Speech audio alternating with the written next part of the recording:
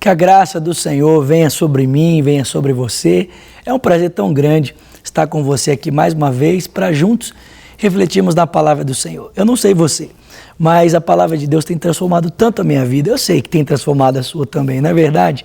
Quando nós paramos para darmos atenção a essa palavra, ela muda completamente a nossa história. Ela muda a maneira como nós nos relacionamos com o nosso mundo privado, a nossa família, os nossos filhos, os nossos pais, mas ela muda também a maneira como nós nos relacionamos com o mundo, porque o Evangelho, a palavra de Deus, o cristianismo é uma cosmovisão completa que nos ajuda não apenas a lermos a nossa vida privada, mas lermos toda a existência a fim de sermos um instrumento poderoso para a transformação do mundo em que nós estamos inseridos. Bom, nós estamos falando aqui sobre a vida de Davi, a sua história, a maneira como Deus usa esse homem a fim de cumprir os seus projetos. E a gente percebeu aqui algumas fragilidades de Davi, não é mesmo? Em primeiro lugar, percebemos a sua fragilidade no trato com o sexo oposto. Davi sabia claramente a ordem que Deus havia dado a ele a partir de Deuteronômio capítulo 17, que o rei não deveria ter muitas mulheres, mas Davi tem essa fragilidade. O texto diz que ele possui 6 mulheres quando ele herda, quando ele assume o reino em Hebrom, e posteriormente, após assumir o reino em Jerusalém, ele toma mais mulheres para ele, além de buscar de volta para si a sua primeira esposa, Mical. Então Davi teve muitas mulheres. É claro que nessa época uma das maneiras de se firmar relações políticas era se casar com a filha dos reis. Mas Deus já havia deixado claramente que ele não deveria se fazer isso. Alianças dessa forma não deveriam ser estabelecidas para que o núcleo familiar não fosse comprometido e também para que o rei não tivesse o seu coração se desviando do Senhor. Mas Davi, infelizmente, não observa esse mandamento de Deus. A sua fragilidade aqui de lidar com o sexo oposto. Não estou dizendo aqui que Davi era um maníaco, gente, mas ele tinha essa dificuldade, sim, assim como muitos de nós podemos ter, Talvez você que é homem, me ouve ou me assiste, você tem essa dificuldade. Normalmente, dizem, grandes pastores, aliás, existe um livro que fala muito sobre isso, chama Sexo, Poder e Dinheiro, Richard Foster, o autor desse livro vai dizer para mim e para você que 3 falhas, que nós 3 áreas que nós temos que tomar muito cuidado são exatamente essas: o poder, que é o orgulho, o sexo, no caso, o sexo oposto, e o dinheiro, que é a ganância, o amor ao dinheiro. Então, acho que todos nós temos que tomar cuidado, tanto homens como mulheres, tá? As mulheres que me assistem ou me ouvem também precisam tomar muito cuidado nessas áreas. O homem talvez um pouco mais, porque o homem acaba sendo guiado muito por aquilo que ele vê, a mulher às vezes um pouco mais por aquilo que ela ouve, mas de qualquer forma todos nós precisamos orar e vigiar para não cairmos em tentação, tá bom?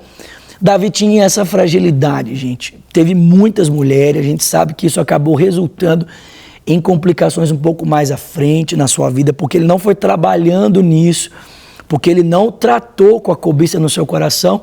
Isso acabou acarretando lá na frente em um adultério com Betseba. Mas a gente percebeu que Davi não tinha apenas essa falha no seu caráter, mas ele também tinha a falha na administração dos seus filhos, na administração dos seus casamentos, ou propriamente aqui do seu casamento com Mical. Davi foi falho na resolução dos seus conflitos familiares. E porque Davi foi falho na forma como tratou os seus conflitos familiares, infelizmente, isso abriu brechas para que Davi acabasse posteriormente cometendo um ato tão danoso para si mesmo, para o reino e para a sua família, que foi o adultério com Betseba. Diz a pastora Ângela Valadão, cito aqui as suas palavras, porque a aprecio e honro muito a sua pessoa, assim também como a pessoa do pastor Márcio, a sua irmã. A pastora Ângela diz algo muito interessante e vale a pena considerar isso.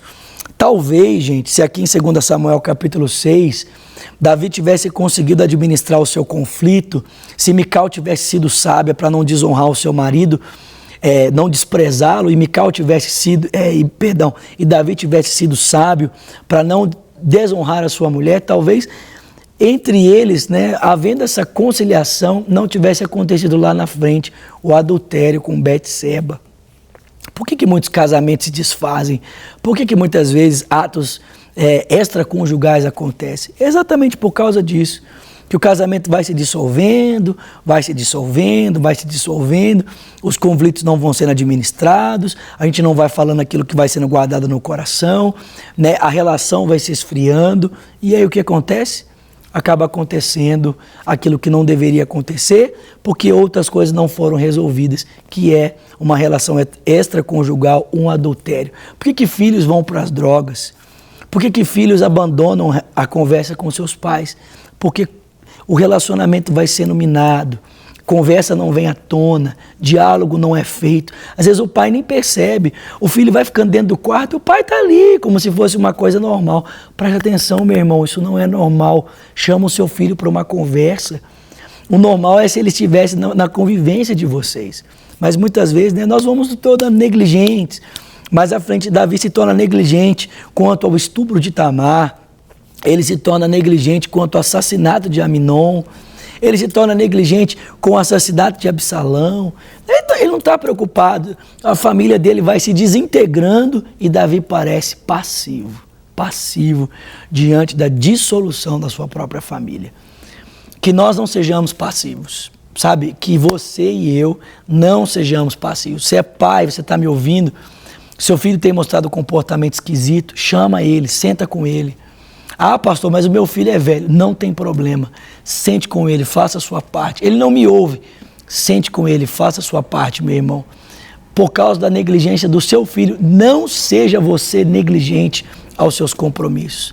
Ah, pastor, eu tenho problema de relacionamento com meu pai. Sente com ele, converse com ele. Ah, meu pai não me ouve. Meu irmão, não tem problema. Não seja negligente você, faça a sua parte. Que a gente não deixe a negligência do outro afetar a nossa responsabilidade. Ainda que o outro não faça parte dele, assuma a sua responsabilidade. Mulher, assuma a sua responsabilidade. Marido, assuma a sua responsabilidade. Filho, assuma a sua responsabilidade. Pais, assumam as suas responsabilidades. Que a negligência do outro não seja para a gente uma desculpa, para a gente ser negligente com as nossas funções. O Paulo vai dizer um conselho maravilhoso, vou dizer esse texto para você e nós estamos caminhando aqui para o encerramento. Ele diz, não vos embriagueis com vinho onde há dissolução, mas enchei-vos do Espírito, falando com salmos, hinos, cânticos espirituais, cantando ao Senhor de coração, rendendo a Ele graças por tudo, em o nome do nosso Senhor Jesus Cristo, sujeitando-vos uns aos outros pelo temor de Cristo. E aí ele vai dizer, maridos, né? Não, primeiro ele vai dizer mulheres. Mulheres, sujeitai-vos aos vossos maridos, como a igreja está sujeita a Cristo. Maridos, amai as vossas mulheres como Cristo amou a igreja. Filhos, obedeçam aos seus pais. Pais, não irritem os seus filhos. E ele vai dizer, patrões, não coloquem peso demais sobre os empregados. E empregados, não aproveitem da boa vontade dos seus patrões. Consegue perceber? O enchimento do Espírito nos ajuda a nos relacionarmos bem nas relações interpessoais. Seja pai e filho, seja filho e pai, seja marido, esposa e marido, patrão, empregado e patrão. Nosso desafio é fazermos a nossa parte por temor ao Senhor, mesmo que o outro aparentemente não demonstre nenhum tipo de consideração pela parte dele. É difícil? É difícil, mas nós podemos. Por quê? Porque Deus está conosco. Amém? Que Deus te abençoe ricamente. Foi um prazer tão grande poder ter estado aqui com você nesse dia. Se Deus quiser, nos encontramos amanhã para mais um tempo de reflexão aqui do Profetizando Vida. Deus te abençoe. Até lá. Para receber todas as novidades do canal, inscreva-se. E se curtir o vídeo, clique em gostei. Aproveite para acompanhar a Rede Super nas redes sociais.